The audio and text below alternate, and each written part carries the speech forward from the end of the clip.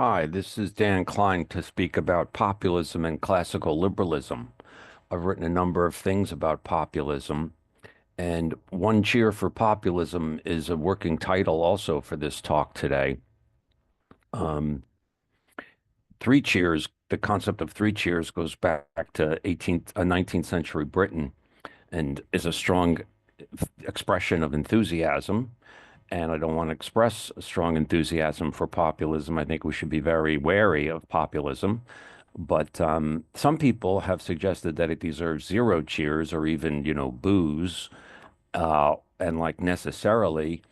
And that provoked me to get into this issue of populism. And my conclusion is that it does deserve a cheer or even two cheers. Um, and this is from classical liberal perspective, okay? The first paragraph of the Wikipedia entry on populism, I think, is actually pretty good. It says populism is are political stances that emphasizes the idea of the common people against the elite. It's often anti-establishment and even anti-political. It was used in the 19th century and is often used as a pejorative, and social scientists have different definitions, and some say we should abandon the term altogether. It relates today very much to gaslighting because I see it as another instance of the gas in the gaslighting, just as mis and disinformation are now gas in the gaslighting. Um, Populism, I think, is being used as gas for gaslighting. So one question, if I want to address, is how populism is used in that gaslighting way. I want to talk about the proper meaning. The main thing is the relationship between classical liberalism and populism. And then I want to relate that to charisma and Max Weber's discussion of three sources of legitimacy for a political movement or a political leader. So I'm drawing here from Michael Benz, who writes a great deal about the gas and the gaslighting that goes on. Um, I greatly admire Ben's, and he's doing work on the blob, the deep state, um, censorship, propaganda. I think he's doing God's work. And the main idea I get from Ben's, and which pertains to our topic here, is that the blob, or the core of the blob, the State Department, the intelligence community, and the DoD. This is a kind of diagram of elite wickedness. Um, that this core of the blob, in some respects, this whole thing is the blob. This is one problem with Benz's terminology, is that he sometimes calls this group here the core of the blob, but then he also kind of suggests that this whole thing is the blob. Um, I don't really know how to best name these elements and even to formulate them. But anyway, the main idea is that this core of the blob has for decades and decades been doing dirty tricks abroad in a foreign-facing way, and it's developed a whole playbook, a whole elaborate playbook of dirty tricks. And then, especially in the last 10 years, it has been turning their dirty tricks playbook onto the domestic society. And this is kind of a United States oriented picture. So onto Americans in that case, where, um, abroad, when they were foreign facing, it was about supposedly promoting liberal democracy, and they do all sorts of regime changes, color revolutions, propaganda, uh, assassinations, and so on. Um, but now that they've lost their kind of grip on things, including internally within their own country, they're turning this whole apparatus and this playbook on the American people. And similarly, the Brits are doing it in Britain, and the Europeans are doing it to Europe, and so on. And you could think of this blob as working with politicians, um, it's generally got the whole administrative state or much of it on its sides. So this whole thing might be called the swamp. And they use money, carrots, and sticks, coercion to cultivate all of this, what I call clientism. Um, these words in quotation marks, by the way, are Benz's terminology. Um, and this includes all the sorts of academia, civil society institutions, science and research, private corporations, and of course, importantly, the media. And they get all of these players sort of on their program to do their bidding and then they strong arm them or incentivize them to do a whole number of these short-term um, control and hegemonic type activities, propaganda messaging being the main one. But you know, propaganda without censorship isn't going to work because if you promote big lies through your propaganda and people are allowed to challenge those big lies, they'll be able to rip them to shreds. And so they also have to have censorship.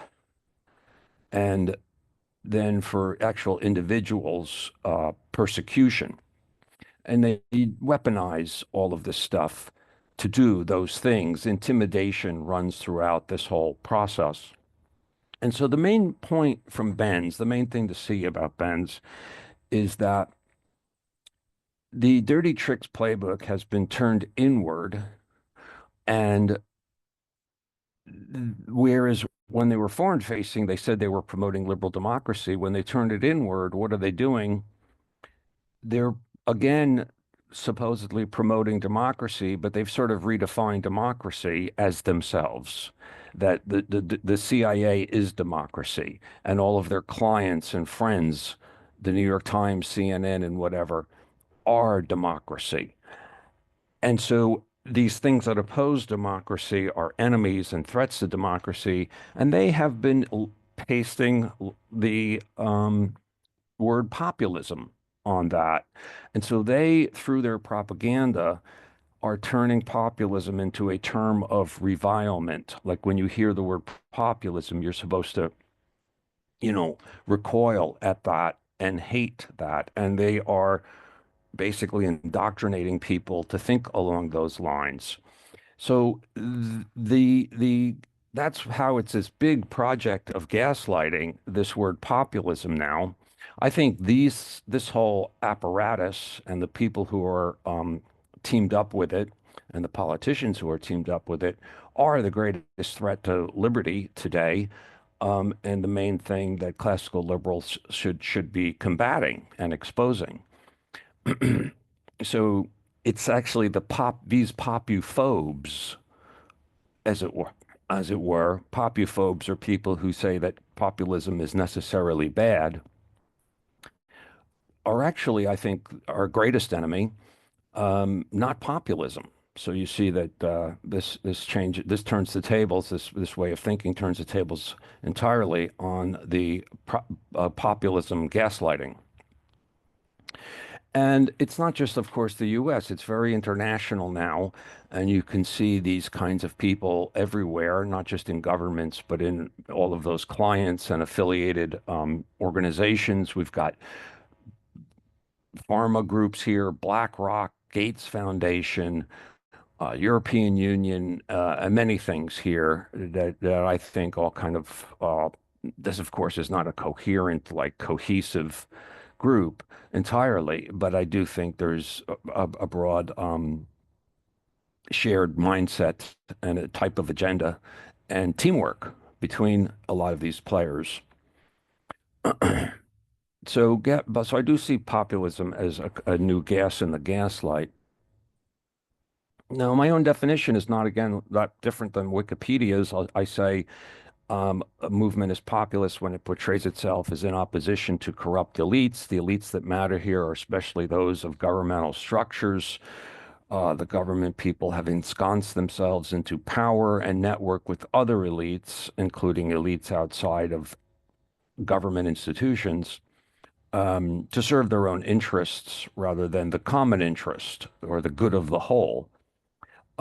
and that they have abused those powers that they have kind of ensconced themselves into. I don't think this is a controversial definition.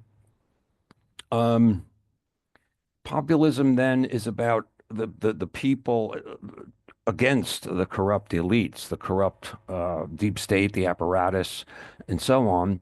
It's an appeal to for support to voters and whatnot. It's about messaging and imaging of the campaign or the movement. What the populists propose to do, should they gain power, is a whole nother matter.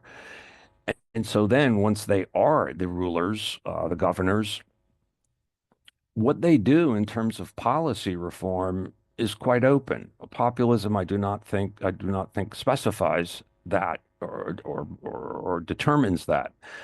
So you get different kinds of policy from populist leaders.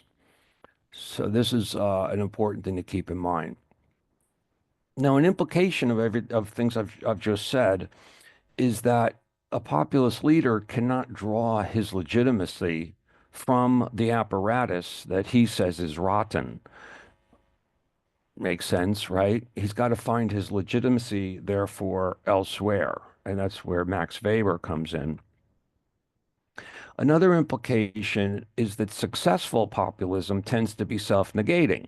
They appeal to the voters against the elites, but if they succeed, they become again the governors. And they can't very well then say that your government, the bureaucracy and so on, is all just bad. They, naturally have to govern themselves. They have to work to some extent with the bureaucrats. They can't just be calling them parasites, and so on. And so populism, when it succeeds and gets power, actually tends to fade, I would say. That's kind of a dynamic. And so this issue, a big issue here is classical liberalism in relation to populism. My basic drift is that populism does not imply classical liberalism, and classical liberalism does not imply populism. I see classical liberalism, let me just be clear, as about policy agenda, as about what kind of policy, governors propose or favor for especially their domestic policy. And so they don't imply each other. However, I do think that classical liberalism does tend to have a populist facet, contrary to what some other classical liberals have been saying of late.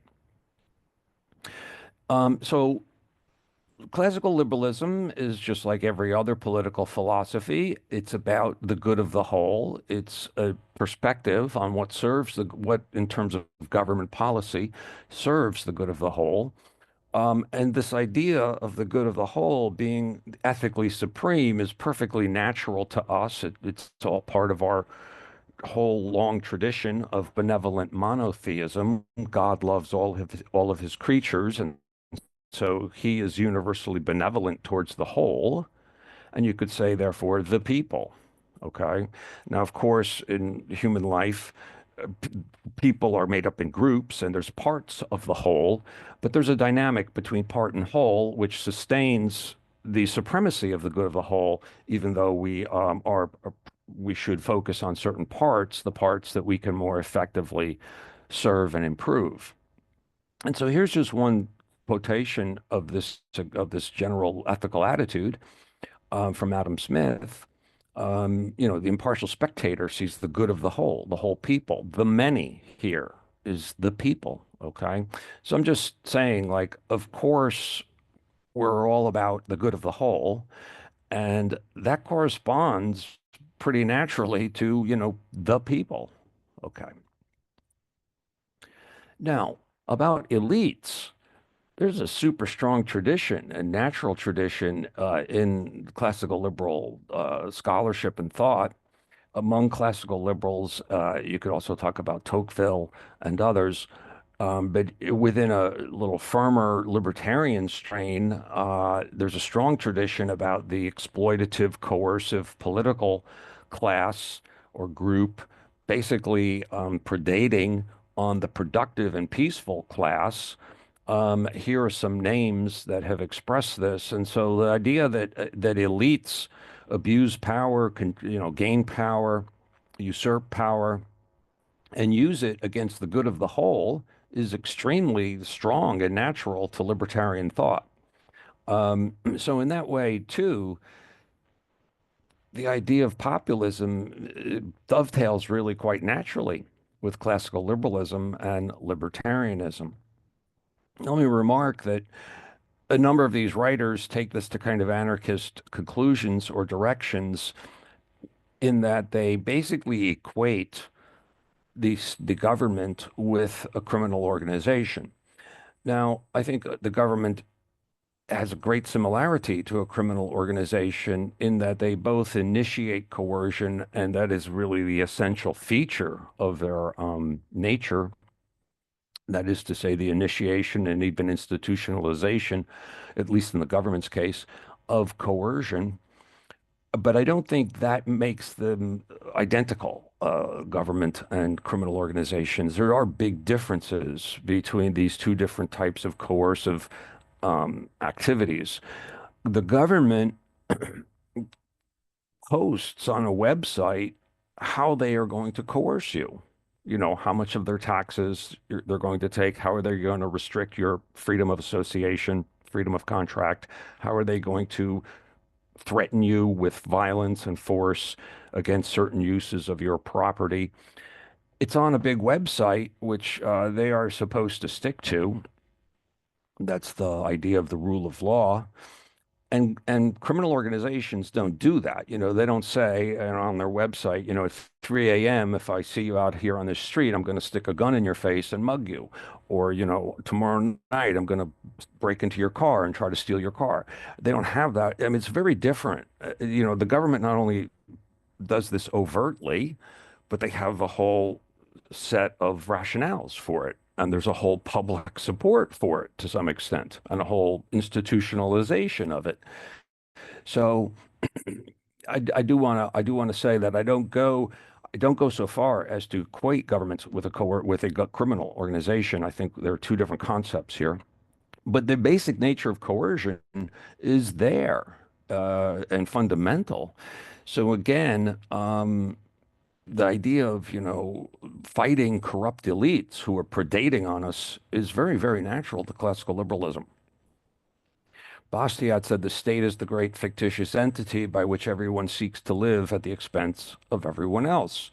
And how do they do this? They look for privileges and graft and handouts from the state, from the elites, if, as you were, the governing elites, at the expense of everyone else, society. And this is a kind of prisoner's dilemma that, you know, is unfortunate and which classical liberalism traditionally tries to abate or limit. It's very natural throughout classical liberal literature. And Stanislav Andreski talked about it in Latin America as parasitism and subversion.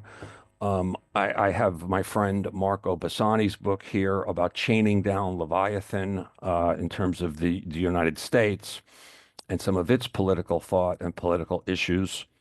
Um, so classical liberals appeal to the people to combat parasitism. It's extremely natural to classical liberalism. And indeed, the spirit of 76 can be, is almost a canonical case of, in a sense, populism, really. Here's Thomas Paine and Common Sense. It writes about the origin and design of government in general. And that goes back to his kind of Lockean natural rights views. He writes against monarchy and hereditary succession, and then thoughts on the present state of American affairs. And what is the present state? Those bastards, those elite bastards and greedy bastards in Britain have been abusing us, and we should resist this. And, you know, I really think that you could say that this is a lot about what the War for Independence was about. The text of the Declaration, it first includes a preamble where it says, like, government should limit itself to ensuring life, liberty, and the pursuit of happiness under the consent of the governed, it says. And then it has a long list of grievances about what the corrupt elites have been doing to us and trying to enslave us effectively. And then the Declaration of Independence at the end. So, Spirit of 76, populist. It's pretty got a pretty strong classical liberal resonance, but not all populists are classical liberal, that's for sure. And Hitler is classically populist when he's coming up. Who is Adolf Hitler? He's a man from the people for the people. Why is Hitler not allowed to speak? Because he is ruthless in uncovering the rulers of the German economy, because he wants to free the workers from the domination of big money. So very, very populist imaging here, campaigning here. Here's 1930, the people rise. Germans, give your answer to the system. Elect Hitler. Enough. Vote Hitler. Out of the swamp. Kind of amazing. 1932. However, after a few years in power, the messaging changes. And I don't have all the translation. I don't have the translations here, but here's after, the Nazis are in power. And this first one here is about saying something to the effect of, before us, there was chaos and unemployment and stuff, and now there's dignity and work and pride and things like that. So it's like now the system's not corrupt. We are the system, right? And here, this is about the Women's Reich service. And it says a job for you or a job for today. Like you can join the Reich and rat on your German neighbors. So they are the system, right? This is just classic, straight up totalitarianism, right? Germany is free. One people, one Reich, one leader. Okay. Now, turning to some people today, these are some of the people who get dubbed populist by the globalists and their, propagandists in the media. Um, and they are all hated and detested.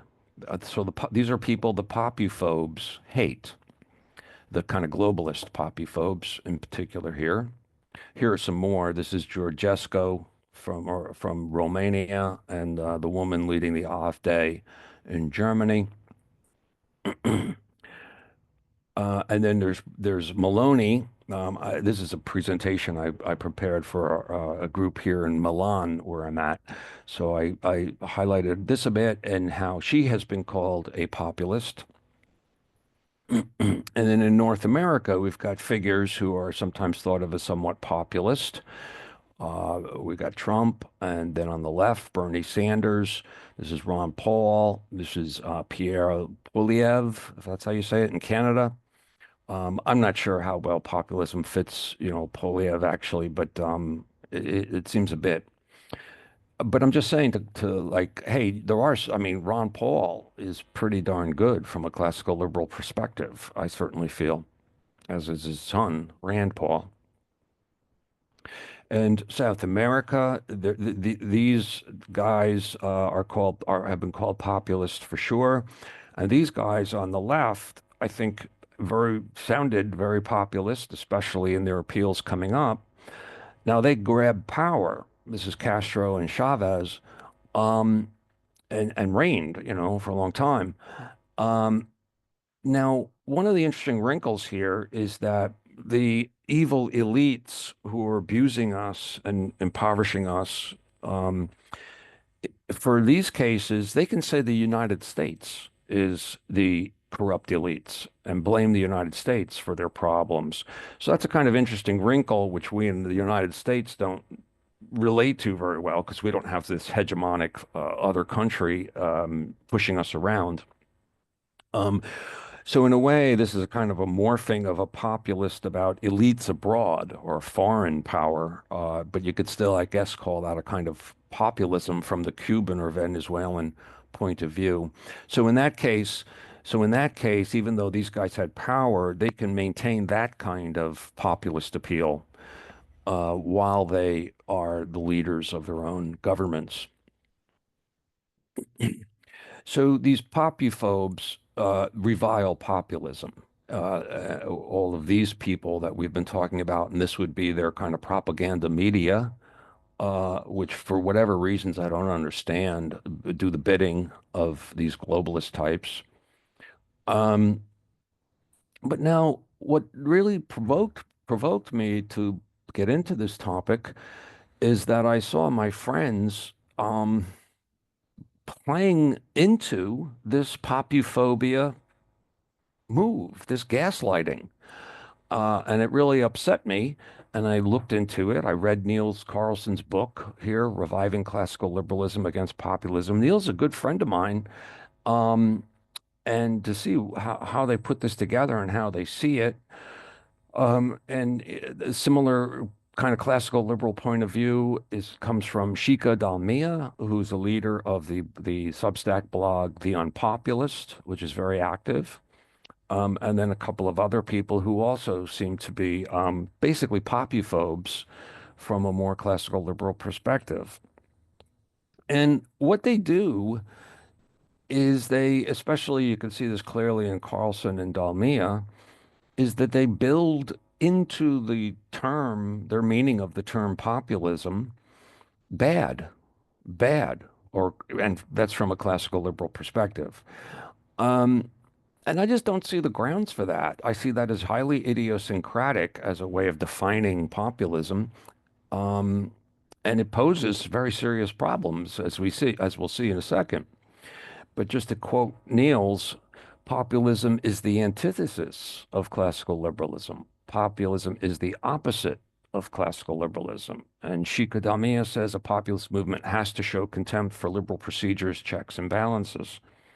I don't think these are true, these statements. Uh, and I don't see that they build a good case for using words the way they do. So, so they're saying populism implies bad. Well, how bad are these people? And compared to what, right? I mean, politics is always about lesser evil. And I think it's irresponsible to like just say, oh, you guys are terrible and you're equally bad and you're terrible, pox on both your houses. And we wonderful, clean libertarians are going to stay on the sidelines and talk to each other.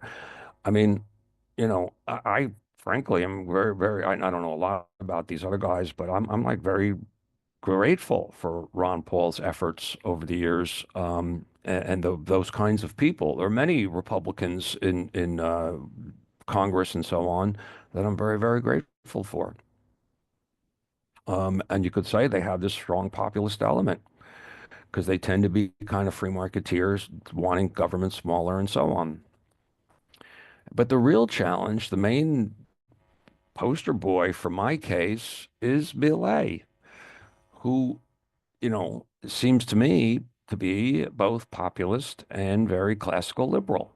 And that's something which, according to my classical liberal popuphobe friends, simply can't exist.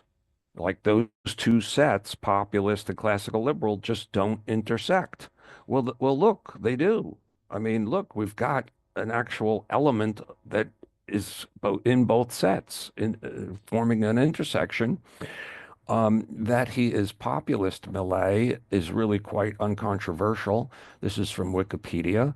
It's about the ordinary people. He talks to the ordinary people. He denounces the political caste in Argentina. He calls it a parasitic caste. He promotes himself in the populist manner that goes around the mainstream media. His presidential campaign was through a political alliance, not an established party at all. It was very sort of personality driven in a way.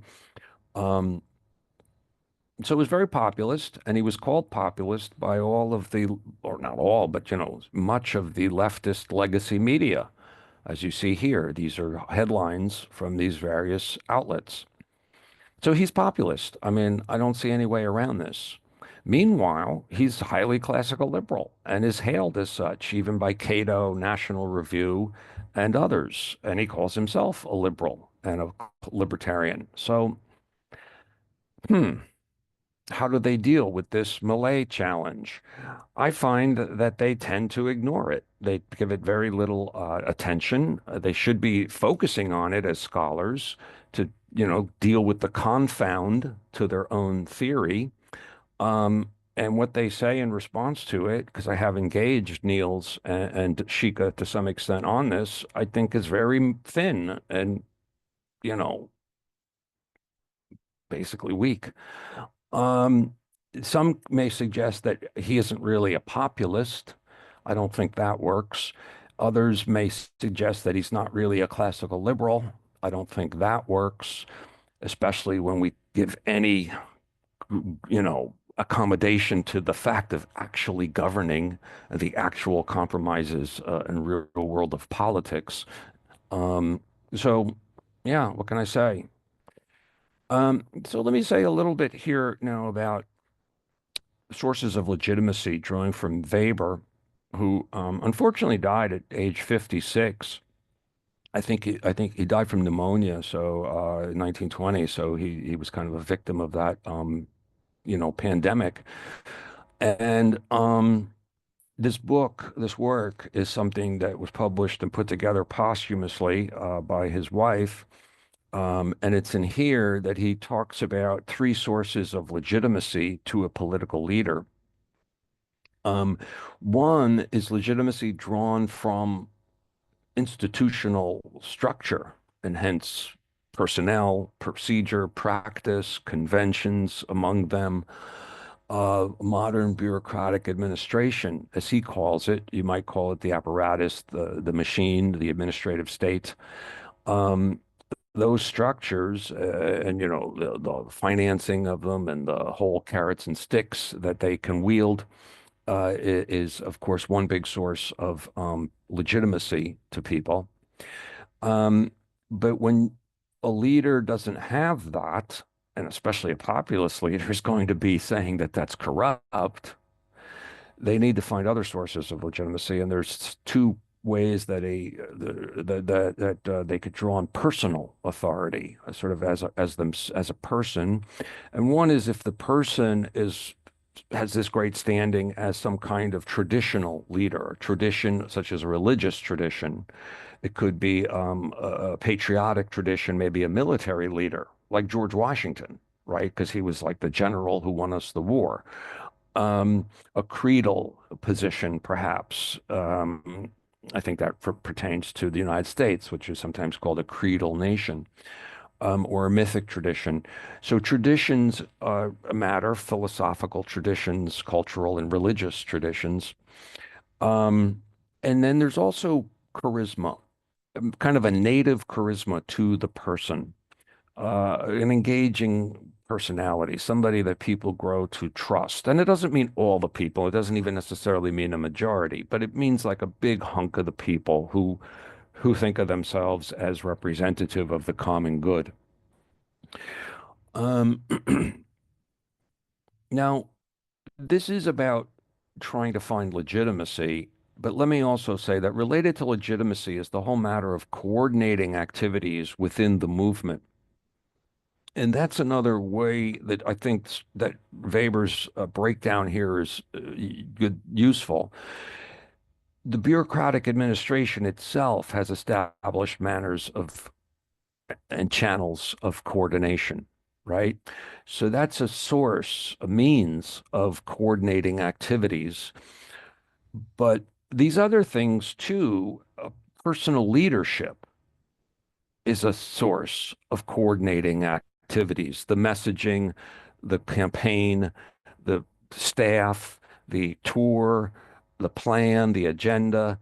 Um, someone putting that together and making it meaningful to people and making it effective, mobilizing support, that's another big coordination problem. And personal leadership is very important for that, especially when you do not have this to rely on. And the populist won't have this because, or you know, presumably wouldn't have this because he's saying that that very bureaucratic administration is corrupt, and hence they might be resisting and fighting. this populist challenger. So when we apply this to, say, United States figures, I kind of quickly did an attempt here, and Weber has three sources of legitimacy: um, the bureaucratic administration, tradition of some kind, charisma. And so each of those you can think of as like a yes or a no. And so you got a 2 by 2 by 2, which means 8 cells, which is what we have here, 8 cells. And so this over here in the rows corresponds to the, are you against the bureaucratic administration the way a populist would be, or are you basically with them? So that's kind of like a yes, no there. And then up here on top, we have, do you have a traditional basis, or you do not have a traditional basis? And then within each of these, we have the distinction between no native charisma and native charisma. And so this is a little bit of a mapping. Um, I think Barack Obama, for example, I have him in two boxes because I think he's kind of both of these. Um, so I don't think he was seriously against the administrative state by any means. In fact, he certainly helped grow it and strengthen it and corrupt it, I feel. Um, and he did have a kind of traditional basis as a traditional kind of left hero, right? And came up legitimately through the democratic primary process and so on, at least legitimately as far as I know. Um, but in other respects, he does not have much of a traditional basis. After all, it's just the Democratic Party. But what Barack Obama does have is native charisma. I mean, he's a coherent personality. He's got his charm. He's got his cunning. He's got his, appeal. Just like Bill Clinton was a charismatic personality by all accounts.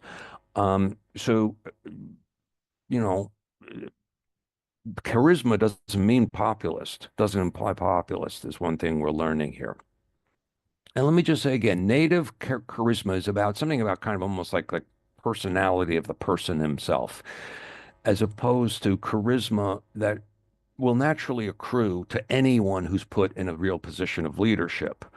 So even a kind of dull person who's made president, say, is going to accrue a certain charisma just from being president, right? A kind of prestige or glamour just in being powerful. So native charisma is actually kind of like a personality thing. Um, and so Trump, I think he clearly fits in this box. He certainly doesn't have the deep state clearly backing him. That's partly why he's called a populist. He doesn't have a traditional basis in that. I mean, again, I mean, he did win his primary legitimately and everything, but the party itself was against him, by and large, or in great part. The whole traditional kind of, at least Beltway republicanism was against him. Um, this is 2016. Um, so I wouldn't say he really had a traditional basis. He wasn't a religious leader or anything like that. But he's got a lot of native charisma for sure. Okay. And Sanders, I don't think he's charismatic to anybody anymore. But when he was, sounding off for all those decades in his leftist way, I think he had a native charisma and a kind of, engaging personality and intelligence and a traditional basis. Uh, so now Ron DeSantis, I think you could say has, governor of California, successful governor of California. But when he went up against Trump for which one was it? I don't know, maybe both 2020 and 2024. Um, he paled. He didn't have the charisma. So yeah. And then these guys, they clearly don't have any charisma. Um, and in a way, they don't even have traditional basis. I just think they're kind of like a product of the machine, basically. So anyhow, so charisma does not strictly imply populist. Populist does not strictly imply charisma, but I do think that there is a correlation between populism and charisma. So after all I've said, speaking as a classical liberal, um, I've written an article called One Cheer for Populism. Have I talked myself into giving it two cheers? In this day and age, in this very moment, I almost feel that way. But no, no, no. Let's keep it at one cheer for populism. It's an appeal, a political form of appeal, and once it gets into power, what it does is another matter. But it's very possible that the populist leader will be an improvement, better than the alternative, the lesser evil. So the idea of being totally opposed, the populist necessarily being the worst evil, I just don't think that works. And especially in this day and age of the growing deep state and corruption, utter corruption of our political institutions and cultural institutions generally. Okay, that's all I've got for today. Thanks very much for your attention. Bye bye.